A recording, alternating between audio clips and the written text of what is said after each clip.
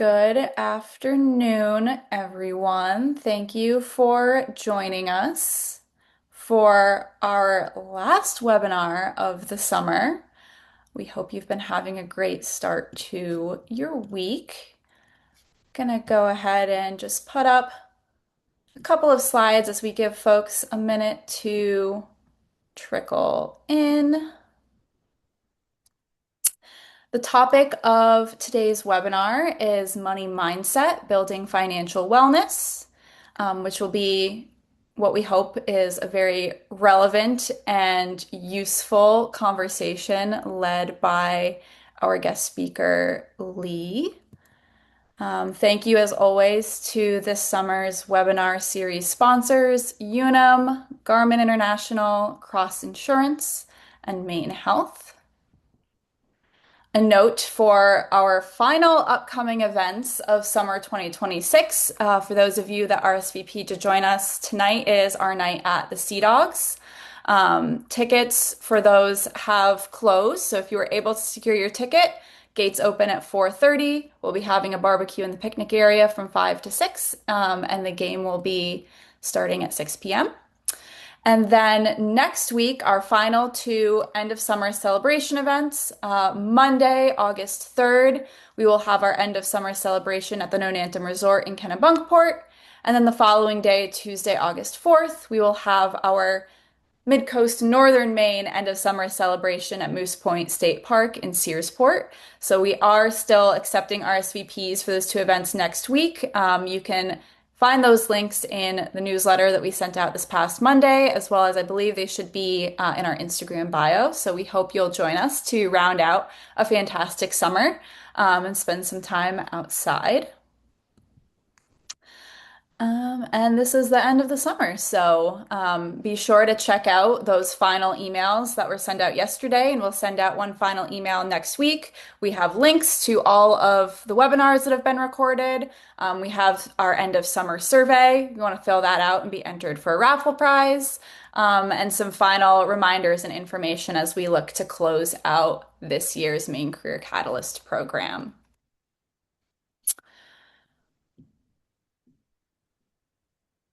Wonderful.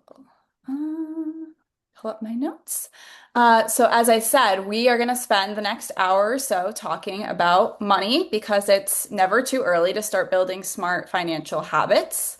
I'm going to pass it over in just a moment to Lee, who will be leading this webinar, who has 40 years of business and coaching experience, is a father of four young professionals like yourselves, and has had a lifelong passion for financial wellness. We're hoping this will be a really practical session created just for college interns who want to feel a little bit more confident about your finances. We'll cover financial literacy, setting goals, making budgets, and talking about debt, credit, all of the things that you need to know to be able to start building a savings as you enter the professional working world. Before we begin, I do want to quickly mention that Lee has very kindly offered to host a small in-person follow-up session this Thursday, July 30th, at Educate Maine's office in Portland. For a small group of interns who are interested in receiving more personalized one-on-one financial guidance and support. Today's conversation will be a general overview, and we hosted this follow-up session last year for a group of interns, and it was very well received, and they were able to get some personalized support and guidance. So this Thursday, July 30th in Portland, we're going to be offering a couple of 30-minute time slots between 4:30 and 6:30 p.m. If you are interested in taking advantage of this very kind opportunity on Thursday, please either message me directly in the Zoom chat and or send an email to hannah@educatemaine.org. I'll pop my email in the chat. But reach out to me directly confirming your interest in participating on Thursday. I'll compile all of that information and we'll send out some more information and logistics about where you can meet us, what to expect, timing, all of those good things. So I'll send another reminder at the end of the webinar, but please do reach out to me if you're interested. And with that, I will pass it off to Lee to kick off today's conversation, and I will pull up Lee's slides shortly. Take us away.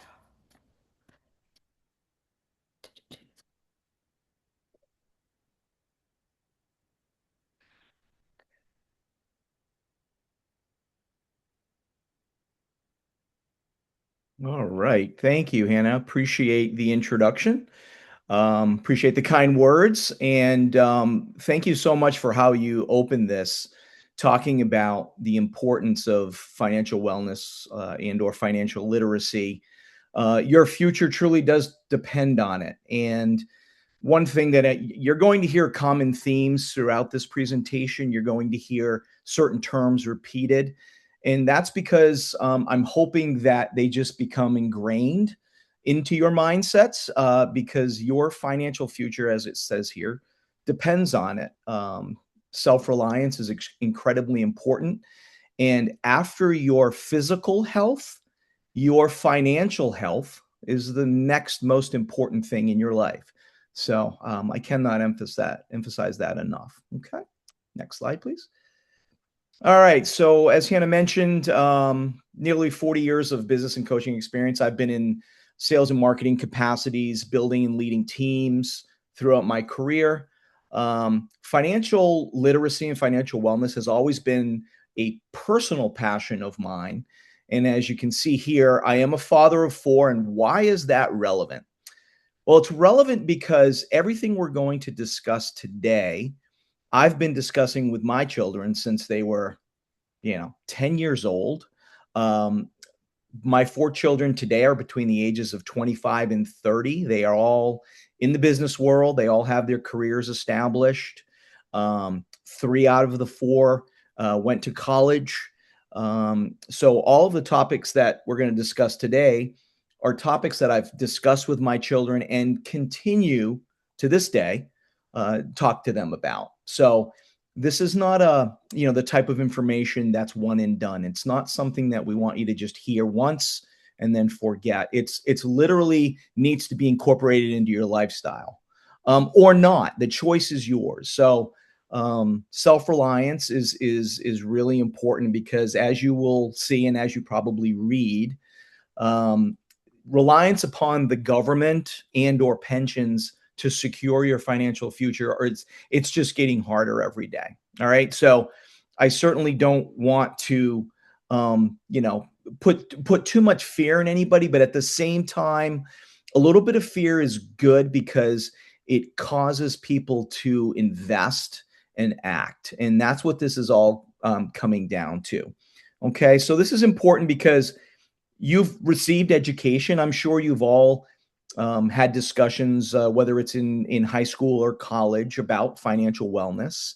But at the end of the day, life, not just financially, but just life in general, is a series of forks in the road. You will forever be faced with decisions to make. And the decisions that you do make oftentimes will determine what the next months or years will look like. So it's critically important to, obtain as much information as you can to be able to make good decisions when you're faced with those forks in the road. Okay. Um, all of your decisions, again, both in your financial futures and life in general, the power of compounding is there. And what that simply means is everything that starts out small today, you make a decision on a certain matter, there's going to be an outcome. And that outcome typically can compound. Now, using the analogy again of the fork in the road, there's good outcomes and there's bad outcomes. Okay. So it's critically important to get as much information as you can on financial literacy and actually put it into play. And if you do that, you're going to have a much more healthy and fruitful financial future and life in general. Okay. And then lastly, before we move on, you've all heard the statement, ignorance versus stupidity. Okay. What is ignorance? Ignorance is simply not having information and making a decision. Sometimes the decision is wrong or costly. Well, you didn't know. Okay. Stupidity, on the other hand, and I apologize for being so blunt, but there's no other way to say this. Stupidity is when you have information on a certain subject matter and you make a decision that ends up being a bad decision and you didn't utilize all that information you had. Okay. Going back to early childhood, our parents told us don't touch a hot stove or a hot pot. Why? Well, it's because it's really hot and you're going to burn yourself. And I can remember guilty as charged when I was a child. My mother told me that. And I still had to satisfy my own curiosity and touch a hot stove. And guess what happened? So that wasn't ignorance. That was just simple stupidity. So bad analogy, but I think you all get where I'm going with that. So at the end of this presentation, you're going to have some information, but certainly there's a lot more information on financial wellness out there for you to obtain. What you do with that information ultimately is up to you. Okay. I cannot stress that enough. So next slide, please. So some of the things we're going to talk about today are the importance of financial literacy. I don't think I need to overemphasize that. Like I said, next to your physical health, your financial health is the most important thing in your life. Okay. Goal setting, again, life lesson here. It's important to have goals in life, not just for your finances, but life in general.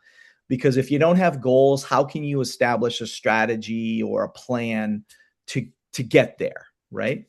Um, Budgeting and spending awareness. Some people are better than others when it comes to budgeting. Some people do it very informally. Some people are very rigid about it. They actually use, certain apps on their cell phone or, on their computer. There's certainly an abundance of information out there that can help you with budgeting if you're one of those people that needs that sort of organization. Understanding and managing debt. This is really, really important. Remember the term compounding, and I'm going to repeat this term repeatedly throughout this presentation. If you get yourself in and over your head with debt at a very young age, it just becomes a lifelong challenge for you to get out from under. If you go into your early, professional career with manageable or no debt, you have a huge advantage over your peer group. Okay. Emergency savings. This is something that not a lot of people like to talk about. A lot of people have a hard time just managing, week to week, paycheck to paycheck. So the notion of having an emergency savings to a lot of people is foreign. It can't be. It's necessary. Okay. And as your expenses rise as you get older and you get more into your careers and maybe start a family or whatever it is, that emergency savings becomes more important. And then lastly, retirement planning. Retirement planning for the age group that you're at, Gen Z, you're all under the age of 30. You're probably in your early 20s. Retirement planning seems so far away, but I promise you, there aren't many guarantees in life, but here is one. And I challenge all of you to just speak with your parents, speak with your uncles and aunts, speak with your grandparents, speak with your college professors. Ask them about the rear view mirror. And what I mean by that is ask them to reflect upon their own personal journeys in life and or their professional careers. Okay. And ask them this one simple question. Did it go by faster than you expected? And I promise you, they will all say yes. That's one thing all of us that have that are a little seasoned share is that when we look back, time just it escapes us. I remember vividly getting my first job out of college and buying my first car, and literally, like it was yesterday. I remember the birth of my children like it was yesterday. It just goes by so fast. So unfortunately, so many people wait until they're in their 40s and 50s to start planning their retirements. You can't do that. You need to start now. Okay. And we'll talk a little bit more about that. Next slide. Okay. Just a few sobering statistics. Again, just to plant a little bit of fear in everybody's minds. Remember, fear is a good thing because it helps you move towards action. Next slide.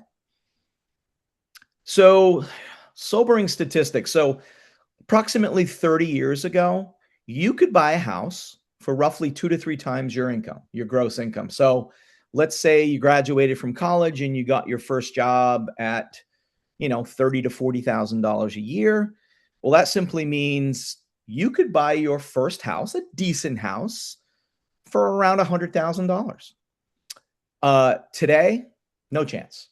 There's just absolutely no chance of that. Today, To buy a house, it's probably going to cost you 6, 7, 8 times your salary. So just keep that in mind when you get your first job offer out of college and you kind of look at, multiply that times 6 or 7. And that's what it's going to take to just get you in maybe a modest house. Okay. So if you're making $50,000 a year, that's going to cost you, $300,000 to $400,000 for your first home. Now, obviously, depending on the market that you're living in, if you're living in, a New York or a Boston, it's going to cost you more than it's going to cost you to live in Portland. But it's also going to cost you more to live in Portland than it's going to cost you to, say, live up in Central Maine in Augusta or Waterville. Okay, so it's all relative, but at the end of the day, this is just to show you how significantly that multiplier has increased over time. Student loan debt in the past 20 years, it's more than tripled. That's another scary statistic. And when you think about what I just mentioned, the less debt you can have as you enter the workforce and you, like I said, maybe get married or start a family, the less debt you can have going into that phase of your life, the greater the leg up you're going to have over your peer group. Credit card debt, average credit card debt of the 22 to 24-year-old is roughly 25% higher than it was 10 years ago. Why is that? I don't know. Maybe it's I want it now, and debt, I don't understand debt and I want it, therefore I'm going to buy it. I don't know what that is, but again, not another healthy statistic for anyone. Emergency savings, 50% of Gen Z does not have enough to cover 3 months of expenses. So what are those expenses for somebody who's just starting their professional career? Well, that could be your cell phone, your car payment, student loan debt, your apartment rent. It can be any credit card debt. It can be any of those things. So more than half of folks in your age group don't have enough money set aside to even cover 3 months of those expenses. All right, so that's very scary. So again, something to keep in mind. Social Security. This is you can't read any financial news on any given day without seeing something mentioned about Social Security. The safety net for Social Security is supposed to be in a shortfall as early as 2033. So that's what, 6, 7 years from now, unless changes are made. And what that simply means is Social Security is not going to run out of money. However, the Social Security payments for retirees will be a percentage of what they have typically been. So instead of full payments, you're probably looking at 70 to 80%. Why is this relevant to you? And we're going to talk about this further. Social Security used to be one of the predominant ways that people, when they retired, supported themselves financially. In today's world, it is only a piece of how you will survive financially. And that piece, I guess what I'm trying to say, is not getting better. It's shrinking. So all the more reason for your age group to start investing early and aggressively so that Social Security is just an add-on for you. It's a supplement. It's the proverbial cherry on the sundae. It's not what you need to survive. It's just a supplement to whatever income sources you have. And then it just kind of dovetails into the retirement fund shortfalls. 40%, and now this is looking at the retiring demographic. So let's say people in their 50s to early 60s, 40% of Americans have less than $50,000 saved. Really scary, okay? And only 7% have more than $500,000. Now, $500,000 today is probably going to be worth 200,000 when you're at retirement age, maybe even less, just the diminishing value of the dollar. So again, I can't stress this enough. Aggressively invest early and often, okay? And you'll have a great head start in your careers. Next slide. Okay, so the importance of financial literacy. So good decisions lead to good outcomes. Remember that fork in the road I mentioned earlier. you will be forever faced with forks in the road. Okay, both in your lives and in your personal lives and your professional lives. So the more information you can put into your brains, the more information you will have to make good decisions. The more good decisions you make in your life, the more good outcomes you're going to have. It's just common sense. The power of compounding. This is one of the terms that we're going to talk about repeatedly. I would encourage all of you, just in your free time, I would be really curious to see how many of you will do this, but just literally go on the internet and punch in compounding calculator. And you can put in any numbers that you want. You put in the amount of money that maybe you start putting into an account. You choose the interest rate that you expect to get. You can choose the duration. So you can say, what's $1,000 at 8% over the next 10 years going to be? If you put in 2,000 and you get 10% over 20 years, so now you're changing, the variables in that compounding, and you hit enter, and then a whole new number comes out. This is a really, really impactful tool that you can use at your disposal to kind of get a sense for how important it is to start early and to start aggressively. Okay. Most of you, when you start your first jobs, you will have access to a 401k. Most workplace 401ks offer a match of anywhere from 3 to 5%.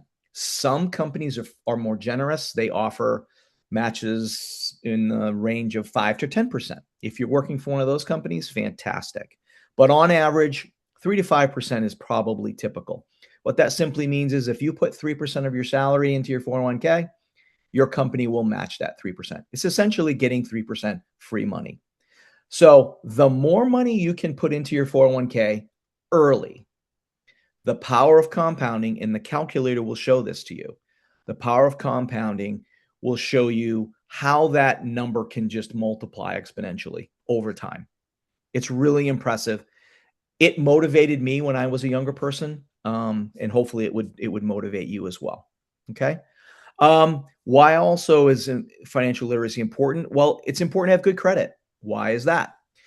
Credit is used to determine what your interest rate will be or what you even qualify for a loan. Okay. So you're all going to need vehicles.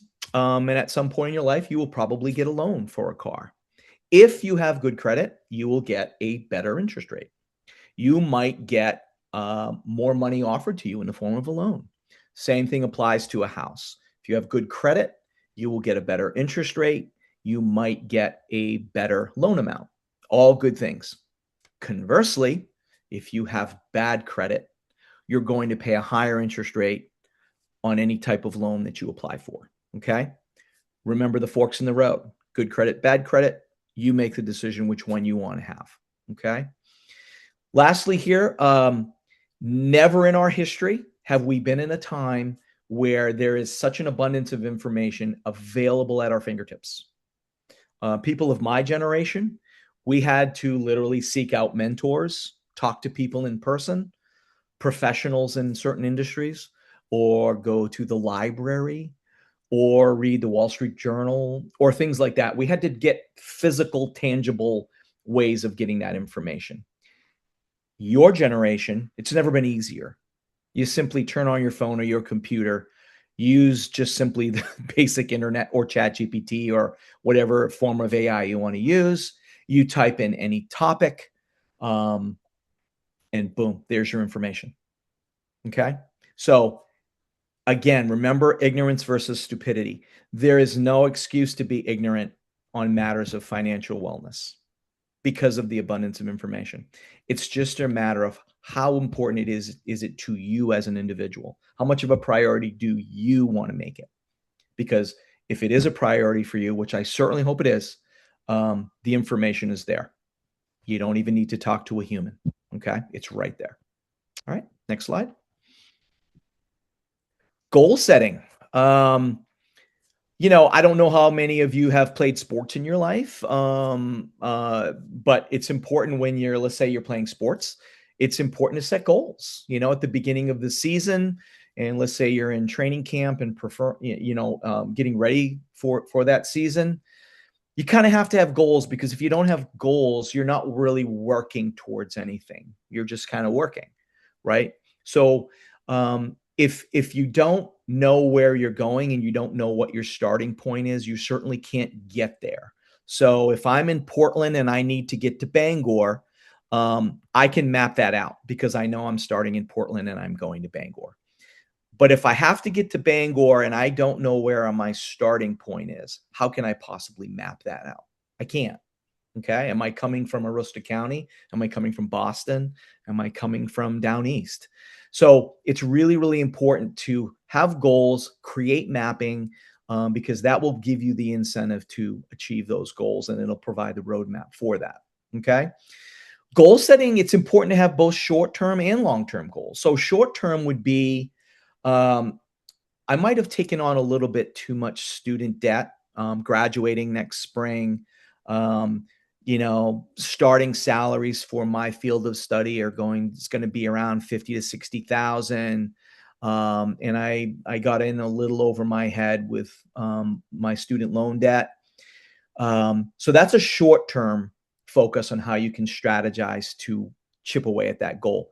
But at the same time, if you don't do a good with the short term focus and the short term strategy, that student loan debt turns into a longer term proposition. So you need a longer term strategy as well in the event that you're really not doing a good job chipping away at that debt. Okay. So when you're setting goals and creating maps and strategies, you want to look through two separate lenses. One is short term, the other is long term. Okay. Consequences of poor planning. This is just stating the obvious. If you make bad decisions early in your professional life, it's just simply going to be harder for you to have a healthy and happy financial future. Not impossible by any means.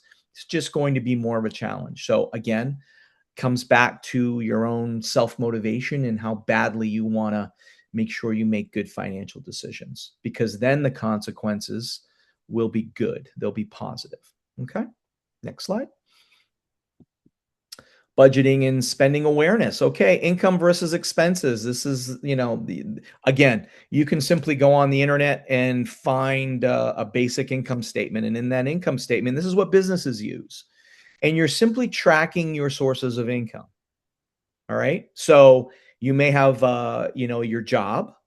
You may have a side hustle where you're a dog walker on the weekends, or you're working as a bartender or a server a couple of nights a week for added income.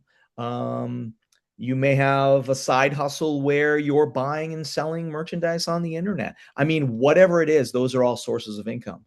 Those can go into your income statement. But then, in fairness, you have to list all of your expenses. And this is where people, I think it's a very sobering exercise to participate in, because when you start writing down all of your expenses, I think there's an awareness that comes from that, and oh my gosh, I had no idea that I had all these expenses.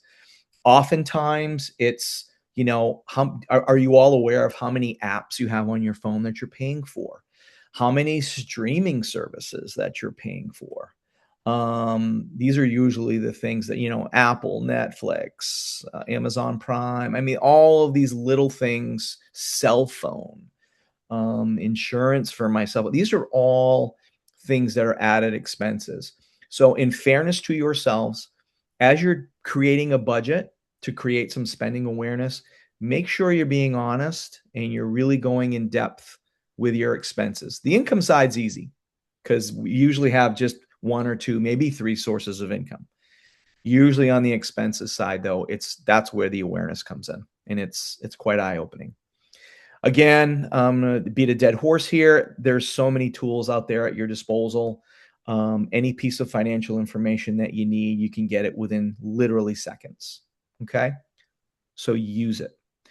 Needs versus wants. This is a really, really important one, and this is not age specific. I know people that are my age, they're in early retirement. They still struggle with needs and wants, and what this simply means is you happen to be at the mall, or you're walking through Costco, or whatever it is, you're at LL Bean and you're shopping, whatever it is. And you see something that catches your eye. You don't necessarily need it, but you want it. The price seems reasonable. So you put it on your credit card and then you worry about it next month. Um, this is how a lot of people kind of get themselves into trouble, right? So I would challenge you for any time you're making a purchase. When you buy a new car, are you buying a new car or are you buying a slightly used car? Um, do you need the new car or do you want the new car? I mean, again, remember that analogy of the fork in the road. Okay. You have options. So you are only fooling yourself if you go down the rabbit holes of spending needlessly because I wanted it versus do I really need it? That doesn't mean you can't reward yourself every now and then with, you know, whatever it may be, you choose. But it's just being smart about it. And if you're doing a really good job just above with the income and expenses, then it's not going to get out of control and you won't find yourself digging a big hole. Okay? And this just comes back to the critical self-reflection. Again, life lesson here, not just financially. We all have to look ourselves in the mirror. Nobody is going to look in the mirror for us. Nobody is going to care about us and our financial futures as much as we should be caring about ourselves. So, that whole needs versus want, it's really important that you challenge yourself and be critical in that self reflection. Am I making a good financial decision here? Am I setting myself up for prosperity or am I setting myself up for some significant challenges down the road? Again, your choice. Next slide. Understanding and managing debt. So there are two types of debt. Obviously, there's good debt, right? So what is good debt? Student loan debt. Where does that fall? Well, that can fight on, that can fall on both sides of the ledger. Student loan debt can be good in that it might allow you to get an education in a field that there's a great job market for, that you happen to be very passionate about and your only means of obtaining that degree was to take on some debt.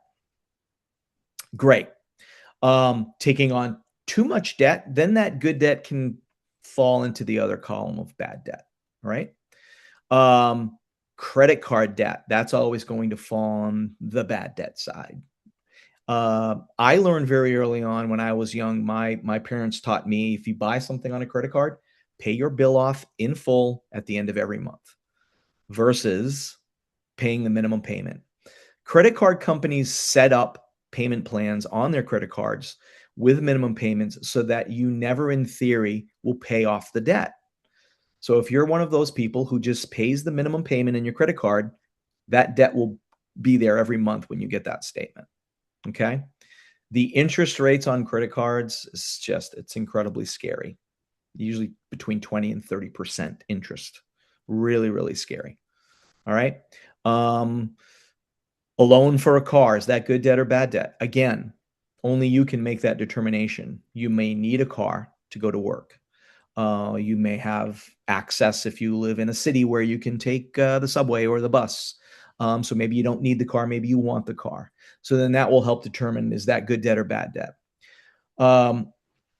Mortgage debt typically is good debt because you are investing in something that more often than not will appreciate in value. So housing over time appreciates in value.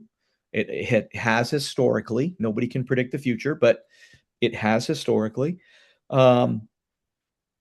Before the standard deduction, which was written into tax law, everybody was able to deduct mortgage interest. So if you had a mortgage, you could deduct that interest off of your taxes. It's less applicable today because tax laws have changed. Not many people are able to write off mortgage interest debt, but in certain circumstances, you still can. So hopefully, that you have a kind of a solid understanding of what good debt versus bad debt is. But at the end of the day, debt in general it's kind of a way to work towards something, meaning the car, the student loan, the house. You're working towards something, right? You need that vehicle no pun intended, to get somewhere or do something. So you have to make that decision, okay, whether it's good debt or bad debt. Understanding interest rates. It's again back to credit card usage. If you're just one of those people who's making minimum payments on your credit card, you will never dig out of that hole. So let's just say you went out and you bought a new pair of Air Jordan sneakers or a new pair of jeans or whatever it is that you're shopping for. You put it on credit card, you make the minimum payment. Whatever you paid for that item, by the end of it is probably going to triple in price or cost, I should say, to you.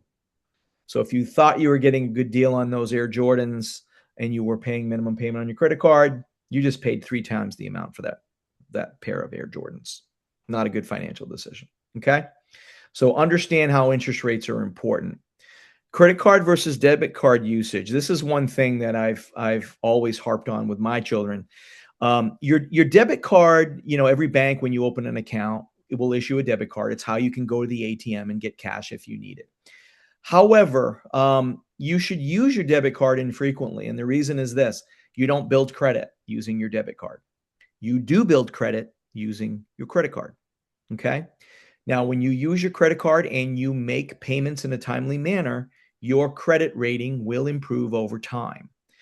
And remember what I said earlier. Why is a credit rating important? Well, it will determine the amount of a loan you might obtain for a car or a house, and it will determine the interest rate. So the better your credit, the better your interest rate. The worse your credit, the worse your interest rate. Okay. So a debit card, and here's another distinct difference between credit cards and debit cards. When you use a credit card, and I'm a proponent of using credit cards for a couple of reasons. One, if your credit card is stolen or compromised in any fashion, the credit card company will not charge you for any of the charges that were made by a particular criminal that got your credit card or your credit card number. They will write that off. You won't have that debt. A debit card, on the other hand, if your debit card is stolen and they're able to get your PIN and that account is compromised, they can drain your account and the bank will not reimburse you for that. Okay. So let's just say you've got $2,000 in your checking account. Your debit card is somehow compromised or stolen. That $2,000 can be drained in a moment's notice and you are out of luck. The bank does not reimburse you for that.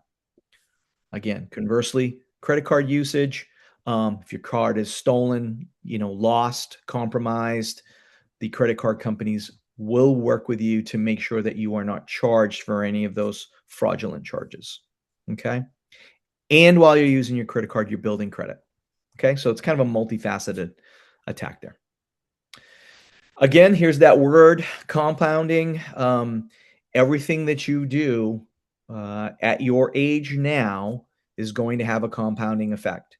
If you make good decisions both for your physical health now, for your financial health now, if you invest in relationships now, the compounding effect is typically positive. If you don't do any of those things, if you don't invest in relationships, if you don't get started on your financial future, if you take on a lot of debt at an early age, the compounding effect typically is not good. Okay. Again, choice is yours. Next slide. Emergency savings. We've talked about this. Now, this is a topic that, a lot of folks in your age group typically, they don't want to talk about it because, I have expenses and I'm not making a lot of money. It's my first job and my rent's really expensive and I have a new car payment. And I again, an emergency savings is really a non-negotiable. You have to have it because in the event that you lose your job for any reason or you lose an income stream, those expenses that you have, car payment, rent, cell phone, health insurance, whatever it is, those expenses don't go away with the income. They stay. So if you have no emergency savings, you're going to go into a hole. You're going to have to borrow money from, family and friends. You're going to have to take out loans just to pay your debts.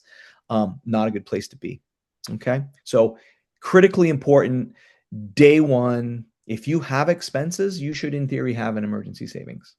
So there's no age on this. That it's appropriate. It's appropriate for everybody. What's the proper amount?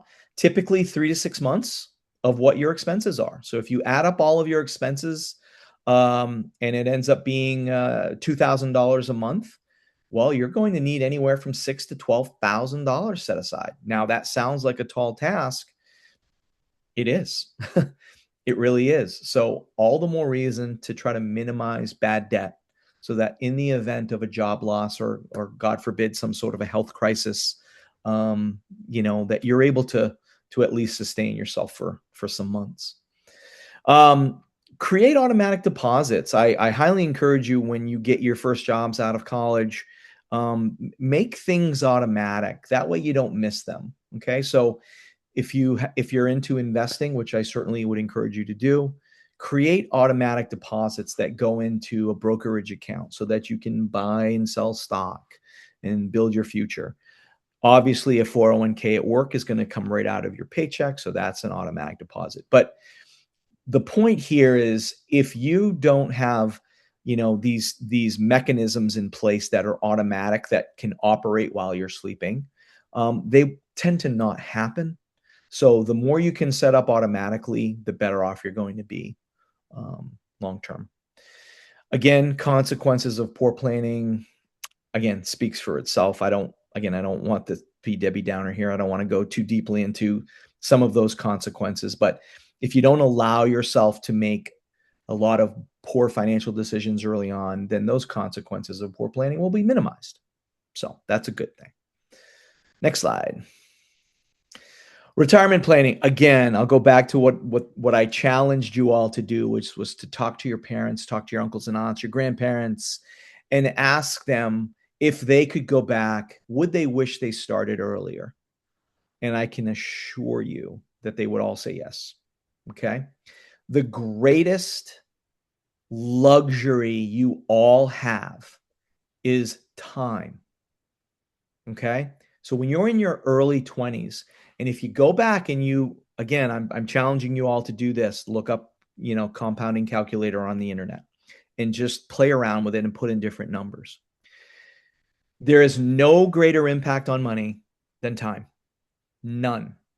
So there's countless studies out there that tell scenarios of the person who started aggressively when they got their first job in their early 20s, and then they stopped investing in their 401k at the age of 30 and they never put another penny in. Then the next scenario is the person that didn't put any money in when they got their first job. They didn't put any money in for the entirety of their 20s. And then they started when they were 30. Okay. And they went all the way to, let's say, 62. The person who started at 20 to 30 for just 10 years will have more money than the person who started at 30 and invested for 30 years. Okay. Hope that's not too confusing.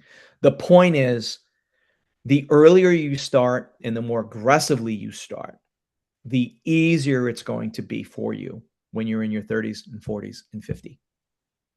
And when you're in your 30s and 40s and 50s, that's when life tends to get a little more complicated. Speaking firsthand experience, when you're in your 20s, this is when you're just starting. You're just starting to figure out who you are and where am I going, literally and figuratively. I went to school for this, and I started in my career doing this. 3 years in, and you're scratching your head saying, "Oh my gosh, what have I done? I'm not enjoying what I'm doing at all. I don't like what I do." And you start to beat yourself up and all this sort of stuff. You have lots of time. Okay. Again, use the time to your advantage. Don't wait. Don't push things off because time literally does go by really, really fast. 401k and an IRA. These are retirement tools. Okay. Again, most employers offer 401ks. Back in the day, and when I say back in the day, let's go back 50 years. Companies used to offer pensions. Maybe 1 to 2 to 5%. I don't know what the number is, but very, very few companies today offer pensions. What a pension was companies would simply invest in your retirement accounts. You didn't really have to. companies did that for you. But a law was passed. It was, law was called 401k. I don't know, 50 years ago or so, or whatever it was. And it allowed people, it was sold as a way for people to invest in their own futures. Okay. But when our legislators created this law, the intent was not for the 401k to replace pensions. It was going to be a supplement. Unfortunately, what's happened over time is 401ks have basically replaced pensions. So what that means is retirement planning used to fall on the employer. Now it falls on the employee. Okay. So it's incumbent upon all of you to build your own financial futures. It's different than it used to be. So here's another fork in the road. You can choose to aggressively invest in your 401k at a young age, or you can choose not to. Again, if you choose to, you will have a much healthier financial future. If you choose not to, it's going to be more of a challenge as you get older. Okay. 401ks and an IRA is simply the same type of account. The difference is 401k is an employer sponsored retirement plan. An IRA is your own personal retirement plan. You can open your own IRA in an investment account with Fidelity or Schwab or Vanguard or any of those companies. Okay. But that's the difference between those two. Traditional IRA versus a Roth IRA. Roths have really started to gain momentum over the past few years.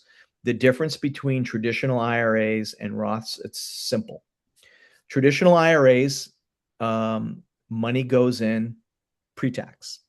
Okay. So let's say you make $50,000 and you put $5,000 into your 401k or your IRA. You are only taxed on $45,000. All right. So you get a benefit up front because you're only taxed on 45. The other 5 goes into your retirement account. The payback to the government, because they're giving you a break, is that when you take that money out after the age of 59 and a half, you are then taxed on the growth of that $5,000 over time. And then hopefully you're adding to it over time. Okay. That growth, that money is then taxed as normal income. So whatever tax bracket you are in at retirement is going to be the tax bracket that you will pay for that money. The Roth, on the other hand, goes in after tax. So if you make $50,000 and you put $5,000 into your Roth, you're still taxed on the $50,000. The government doesn't give you a benefit up front. Okay. But what the government does for you is at the age of 59 and a half or later, that $5,000 that you put in the Roth and all of the growth associated over all of those years comes out tax free. So that's the benefit there. So you're basically trading off pre-tax money going in and then taxed when you take it out at retirement versus after tax going in. So you're paying tax on it up front, but tax free at retirement. Very, very distinct difference there. Okay. So if that's still unclear to you, I really encourage you to do some reading on that. I'm not a financial advisor, so I can't advise on what you should do, but there is a growing trend for a lot of younger people to go a little heavier on the Roth. Pay your taxes now for the reward down the road of tax-free. Okay. And then lastly, on the retirement planning, self-funded versus reliance. This is simply reiterating back in the day when pensions existed, people were reliant upon the company's pension. People were reliant upon Social Security. And typically, for the average American, between their pension and their Social Security, that's how they funded their retirement. Your futures will be different. They will be more self-funded. Okay. So again, what type of retirement do you want to have? Do you want to have a robust nest egg so that when you retire, or maybe even retire early, because you want to travel the world? And when you travel the world and you go to France or Italy or, Thailand, wherever it is, you really don't have to worry about what that hotel costs. Or maybe you can fly first class because it's a 24-hour flight or whatever that might be. Again, only you can determine that. And the more aggressively you are now in your investing, the better off you're going to be. And then lastly, what this slide is, and pay no attention to the numbers on the left. This just to give you a relative understanding of growth and positive and negative. What these two lines simply represent is this. The blue line at the bottom represents decisions that you make that maybe weren't the best decision when you were faced with that fork in the road.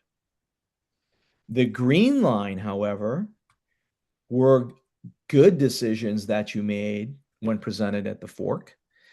And the power of time and compounding, and how over time the compounding grows, both good and bad.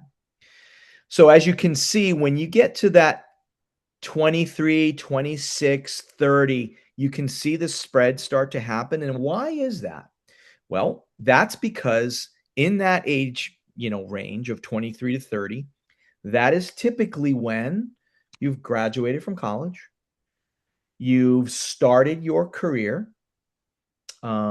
you've possibly found your life partner, and then those three decisions are very, very, important to you, because if you've made good decisions and, where you went to school, the degree you got, how much student loan you got or didn't get, the career pathing, the advancement that you have or not in your career, you decided to move to Chicago or not, you decided to buy a modest home, or you decided to extend yourself and you got a really expensive home and literally you had no money left at the end of the month and you paid your mortgage. All of these things, right?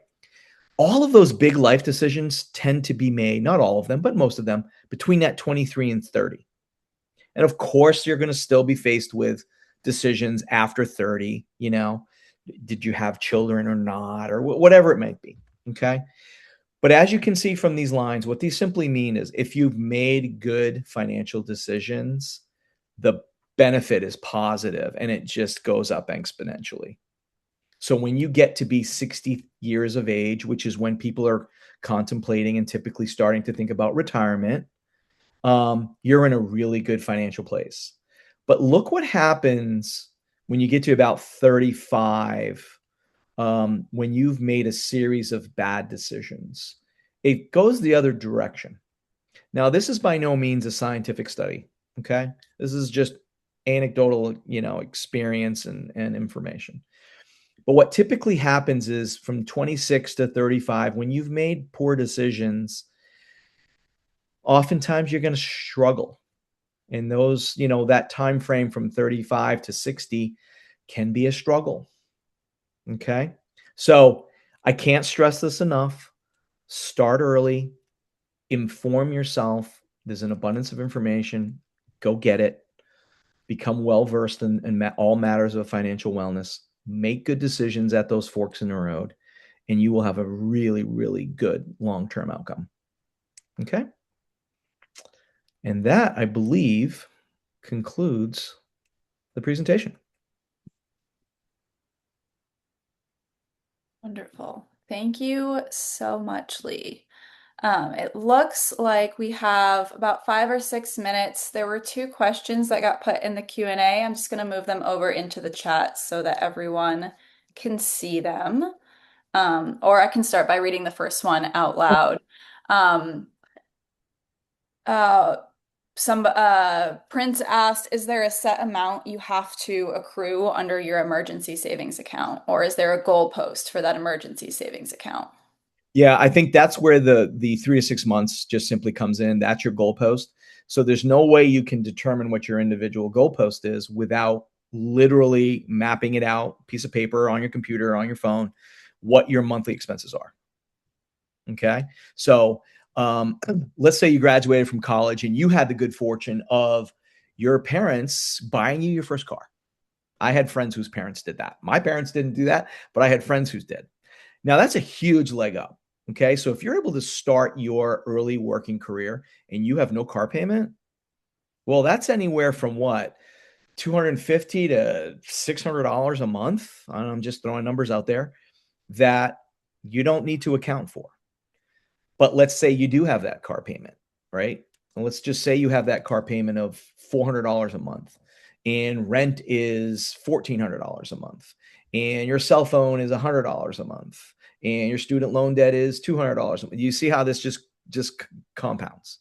All right. So only you individually can add up what those totals are. And again, don't skimp on this because I think where a lot of people really miss the boat is they don't factor in going out in the old port, on Friday and Saturday night and dropping 50 to $100 on drinks. Um, or going out to an expensive dinner versus staying home and eating mac and cheese and ramen like a lot of young people do. And I'm not suggesting you do that, but it is a choice. Okay. So you have to literally sit down with your fixed expenses that occur every month, in addition to all of that spending that you do when you go out with friends. That's your 1 month expense, right? And then you just simply times three or times six. That's your goalpost. Yeah, there's two questions, one in the Q&A, one in the chat talking about credit cards. So some folks have heard that using more than 10% of credit in a month can hurt your credit score. Is this true? How should folks best use the credit card if aiming to use it as much as possible without tipping that threshold of being potentially too much? What's a good utilization percentage? Yeah, again, so this is I don't want to give anybody bad information, so I'm not going to answer that directly. But you could literally go to ChatGPT and find that information out. Okay, I would encourage you all to do that. Just literally type in that question in ChatGPT. However, um, I would I would recommend that you err on the side of using the credit card. However, okay, so what that percentage threshold is, I'm really not I'm really not certain. So I don't want to give anybody bad information. Okay. I'm just going to encourage you to use the credit card more than the debit card because there are protections there and you're building your credit. I'll just leave it at Thank you. What is a good split between long-term versus shorter-term investments? that. The longer you have as your time horizon. So when you're 22, you obviously have a lot more time horizon to, and the reason the time horizon is important is that we've all heard of market, downturns. We had a huge market downturn in 2020 when COVID hit. We had a huge market downturn in 2007, 2008. That was the mortgage crisis. That's before all of you guys were all aware of what was going on there. We had a huge market downturn on 9/11, 2001. Okay. So just in the past 26 years, we've had three major market downturns. You can look at it as, oh my gosh, I should have all my money in a simple safe savings account. I've always looked at it the other way, and this is how one way that I've tried to build my own personal wealth. I always looked at market downturns as an opportunity to invest. Okay. When you go in, you pick your favorite store. I don't care what it is, whether it's, Dick's Sporting Goods or LL Bean or wherever you shop.